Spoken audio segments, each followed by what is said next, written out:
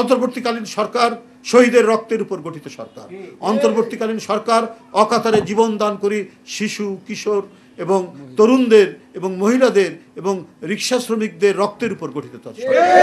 অন্তর্বর্তীকালীন সরকার 16 বছর বিএনপির নেতৃত্বে গণতান্ত্রিক সংগ্রামের যে আপসীন ধারা, যে ধারায় গুম, খুন, ক্রস ফায়ারের মধ্যে দিয়ে আপনার গঠিত এই সরকার, যে মানে গুম, খুন, ক্রস ফায়ার মধ্যে দিয়ে যে অরাজকতা তৈরি করেছিল হাসিনা, সেটাকে মানে সেই হাসিনাকে পরাজিত করে গঠিত অন্তর্বর্তীকালীন সরকার। তো সেই সরকার জনগণের কাছে স্পষ্ট সুনির্দিষ্ট তারিখ দিয়ে বা মাসের কথা বলে তারা একটা নির্বাচনী প্রক্রিয়া আপনার তৈরি করবে।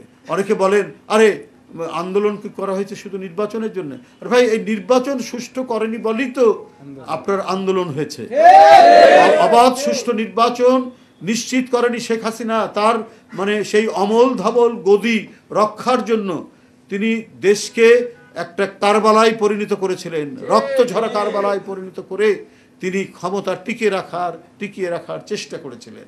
এবং তার জন্যই এক ব্যাপক আন্দোলনের মধ্যে দিয়ে, অনেক স্যাক্রিফাইস, অনেক আত্মদানের মধ্যে দিয়ে এই মানে অন্তর্বর্তীকালীন সরকার, এই অন্তর্বর্তীকালীন সরকার সরাসরি আপনার জনগণের ভোট না থাকলেও জনসমর্থন রয়েছে, কারণ সমস্ত আন্দোলনকারী দলগুলো আপনাদেরকে সমর্থন দিয়েছে।